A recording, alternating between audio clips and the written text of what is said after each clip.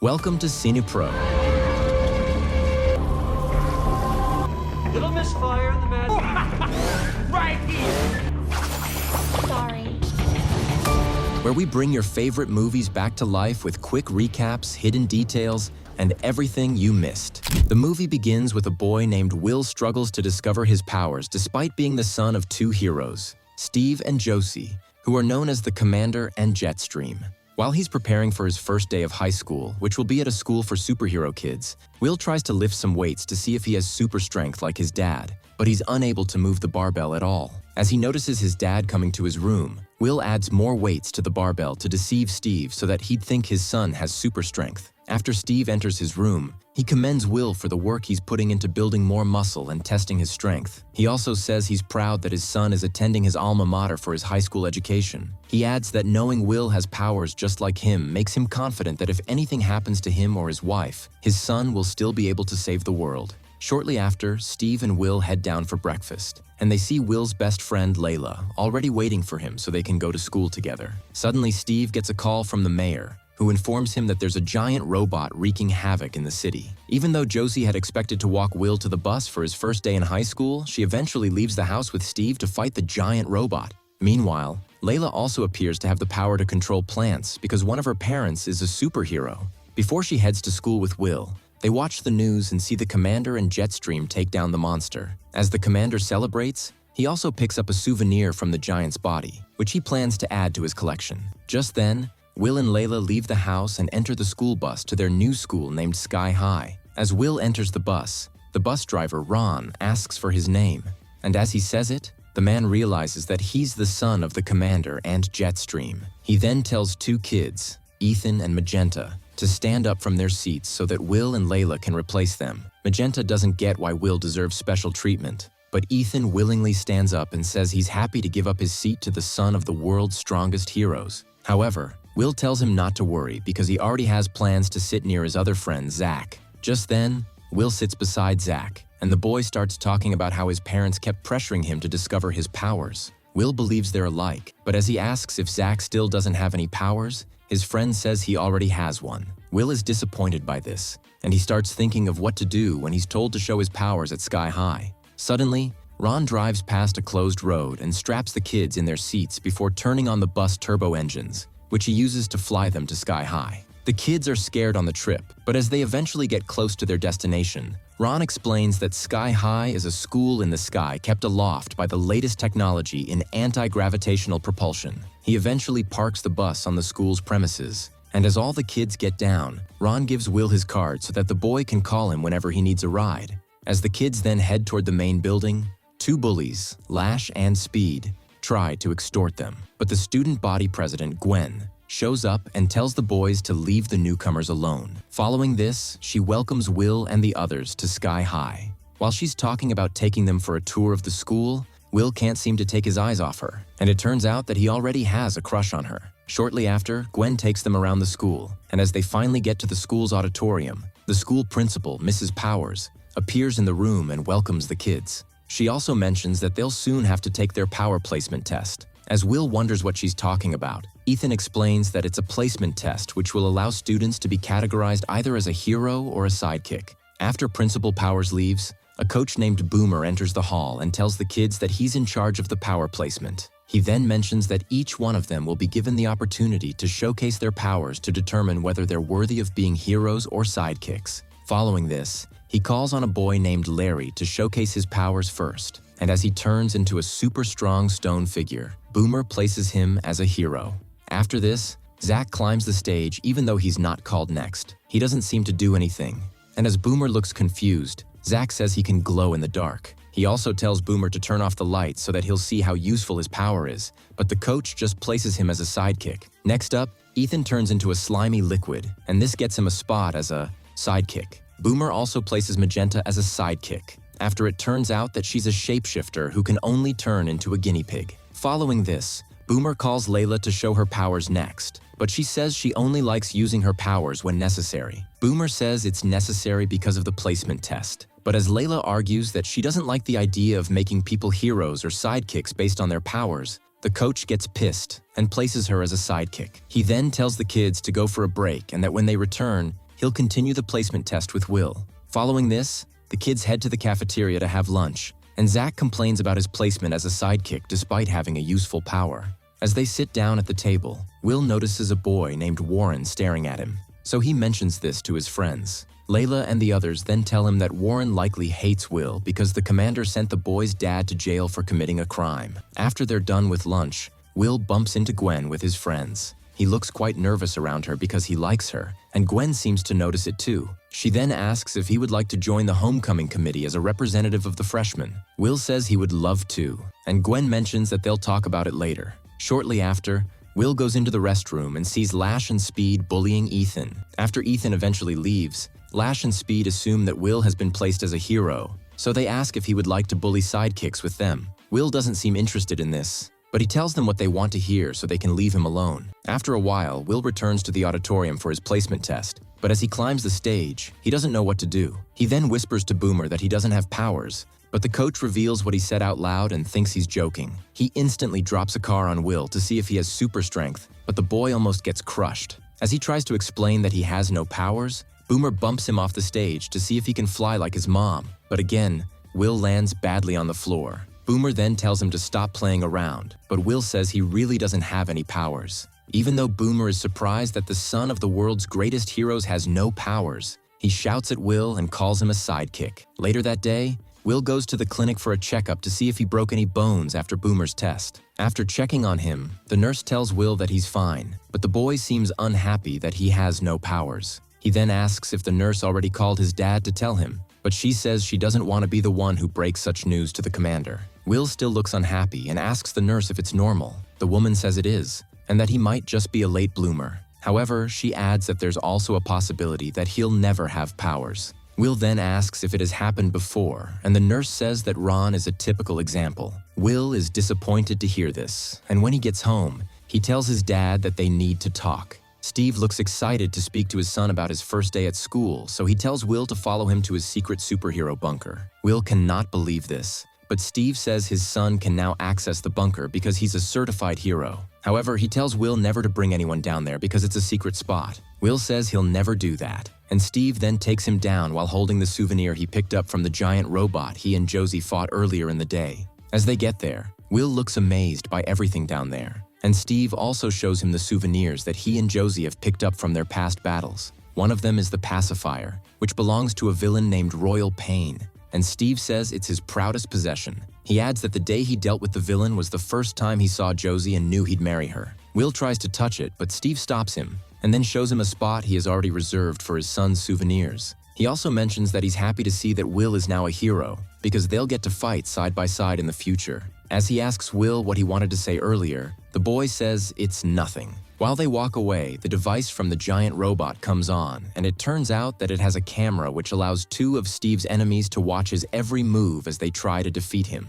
Later that night, Will sits on the roof of the house to think about how his day went. Layla joins him there and asks if he has told his parents that he has no powers, but he says he hasn't. He adds that he couldn't tell Steve after he showed him the secret superhero bunker. Layla says he has to tell them, and Will says he will do that eventually. He adds that he's even scared that he might never have powers, but Layla tells him not to think about it. He then asks why she seems so cool with being a sidekick when she could be a hero. Layla says she doesn't really care and that she thinks the placement process is wrong. The next day at school, Will attends hero support class with his friends. The teacher, Mr. Boy, starts the class by telling the kids that being a sidekick is not a bad job. He adds that he was once the sidekick for the commander in Jetstream. Will is surprised to hear this, and he says he didn't know his parents worked with Mr. Boy. The teacher sounds disappointed that Steve and Josie never mentioned him to their son, but he pretends to be okay with it. Shortly after, an explosion occurs in the school. But before everyone starts to panic, another teacher, Mr. Medulla, comes over to announce that it was only a small explosion from the science lab. I'll get the nerves unless she's injured. Following this, Mr. Boy starts teaching all the kids how to be good sidekicks. After the classes for the day, Will heads home with his friends, and they do their homework together. While they're at it, Steve enters the house and says he's happy to see that Will has made more friends.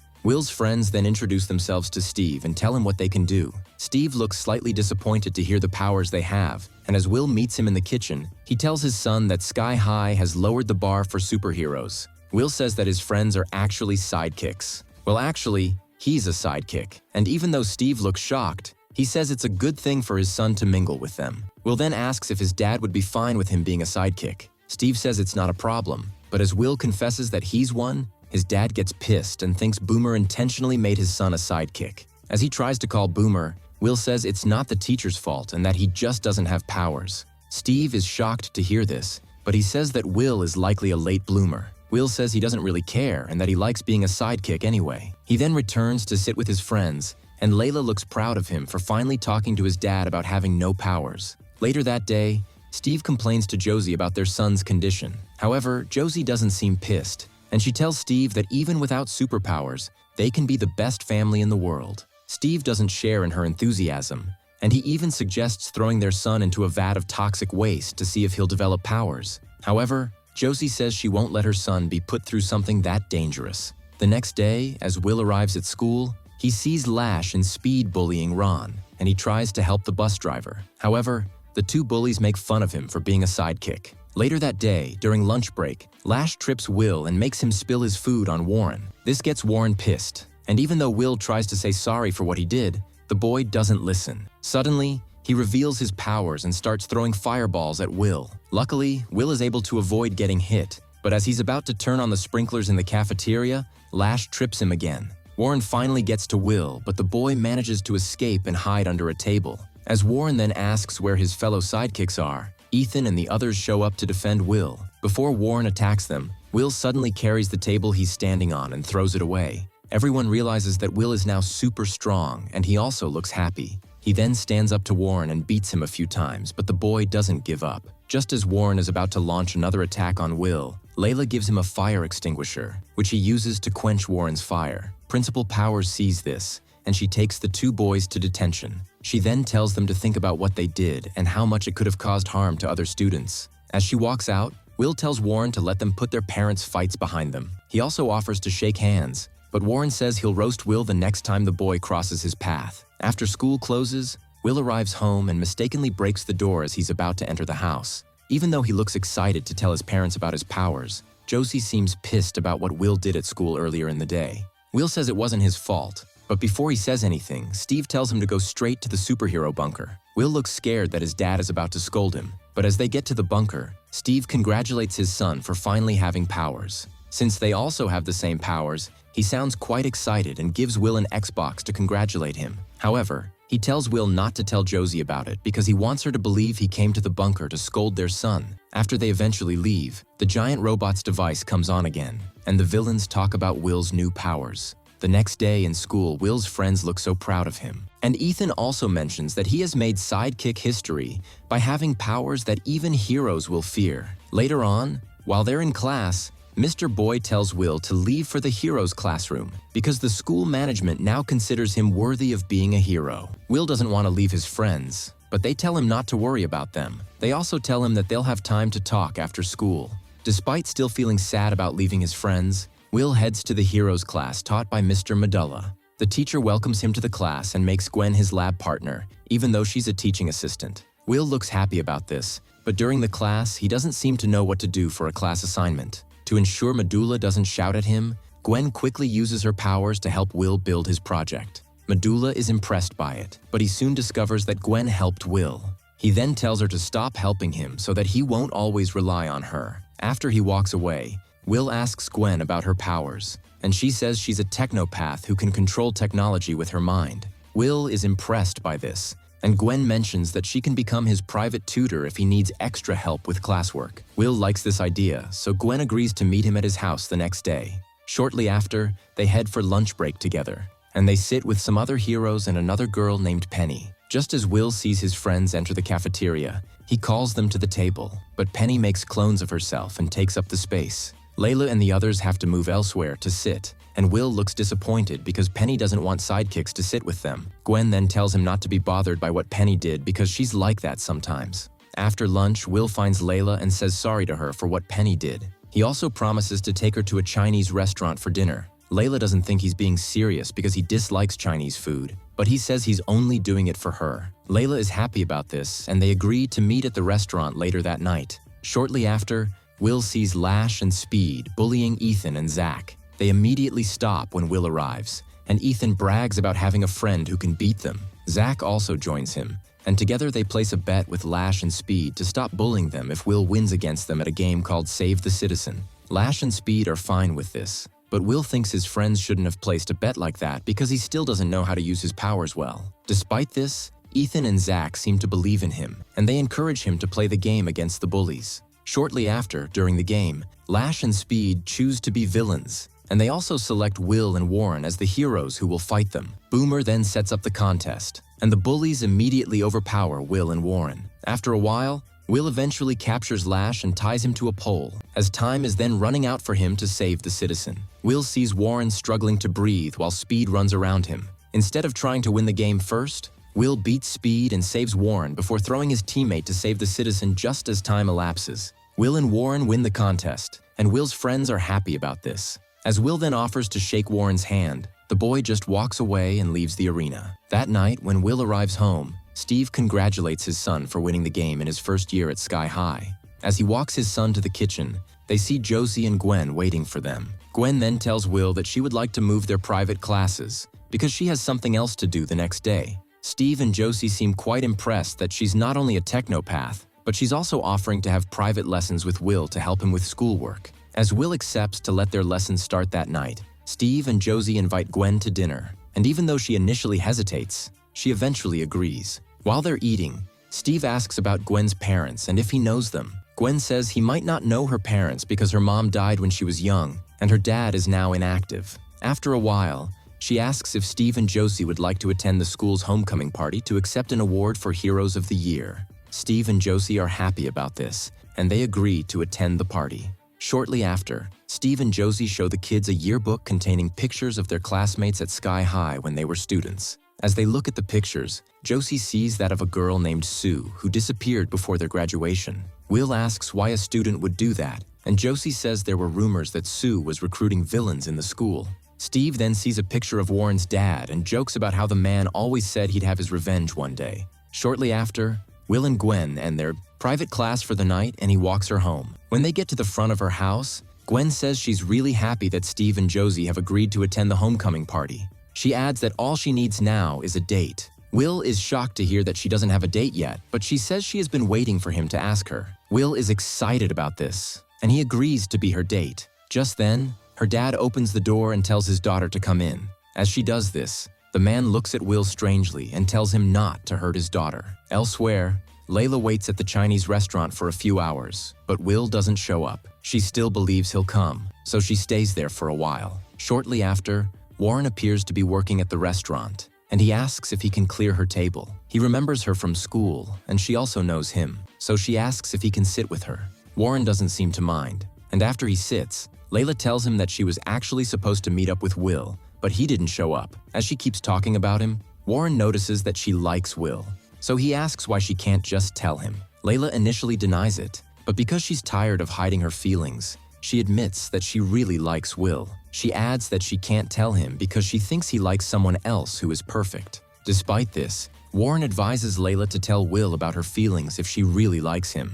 Meanwhile, the villains controlling the robot's camera look around the bunker and set their sights on getting the pacifier, which they plan to use against Steve and Josie. The next day, Will meets Layla outside his house as they're about to get on the school bus. He seems to have forgotten that they were supposed to meet last night, and Layla looks disappointed. She then says there's something she would like to tell him, but he interrupts her and says he wants to tell her something too. Layla tells him to go first, and he mentions that he's going to the homecoming party with Gwen as his date. Layla is shocked by this, but she pretends to be happy for him. As they then get on the bus, Will asks Layla what she wanted to tell him, and she mentions that she's also going to the party with Warren. This shocks Will, and as they arrive at school, he complains about her decision to go to the homecoming party with his biggest enemy. Layla says she doesn't care, and she reminds him that he didn't show up at the Chinese restaurant. She then walks away and sits with Warren in the cafeteria. Warren doesn't like this, and he asks why she's sitting with him. Layla then explains what happened and how she ended up telling Will that she also has a date. Warren doesn't seem to care, but Layla says he'll have to play along with her. Ethan, Zach, and Magenta soon join them at the table, and as Layla promises not to be unbearable, Warren agrees to pretend to be her date because it will help make Will feel bad. Later that day, as Layla sees Will and Gwen holding hands, she immediately runs to meet Warren so they can make her best friend jealous. That night, while Gwen and Will are having their private class, she receives a call from Penny, who tells her that she forgot to order the fog machine for the homecoming party. After the call ends, Gwen asks Will if she can invite some homecoming committee members to the house for a brief meeting. Will says he doesn't think so because his parents will soon be back from where they went. Gwen sounds disappointed and says she was only hoping they'd spend more time together. As she mentions that she's leaving, Will feels bad about this and tells her that inviting only a few people over is fine. Gwen is happy to hear this, but she ends up throwing a party at the house. Will doesn't look happy about this, but Gwen tells him that everyone at the party is part of the committee. She then asks if there's a place they can be alone. Will immediately thinks about the bunker,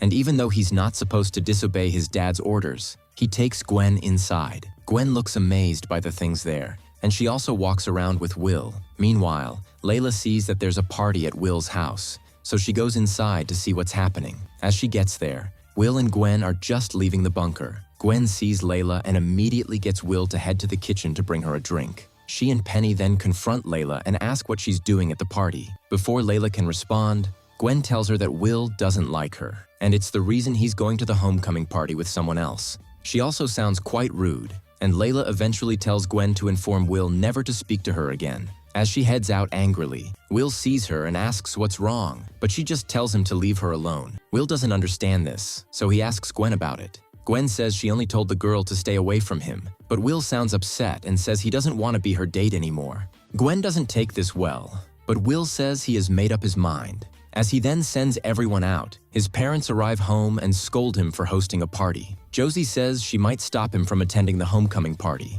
but Will says he's not going anyway. Steve is shocked to hear this because he really wanted his son to be with Gwen, but Will says he's not interested. Shortly after, he calls Layla and tells her to meet him at the Chinese restaurant, but the call goes to voicemail. He still goes to the restaurant to wait for her, but she doesn't show up. Just as he's about to leave, he sees Warren there and asks if he knows where Layla is. Warren asks why he should care, and Will says he knows that they're going to the homecoming party together. As Will mentions that he's not going anymore, Warren says that it's actually funny because he and Layla were only trying to make him jealous. Warren also tells Will that Layla likes him, but he says he's not sure she likes him anymore. The next day, Will refuses to go to the homecoming party, despite his mom's attempts to change his mind. As he then stays in the bunker and goes through his parents' yearbook pictures, he notices that Sue looks like Gwen. To confirm his suspicion, he checks another picture and sees her holding the pacifier. This makes him realize that she's related to Royal Pain, and as he looks for the pacifier, he sees that it's gone. Since Gwen is the only stranger that has entered the bunker,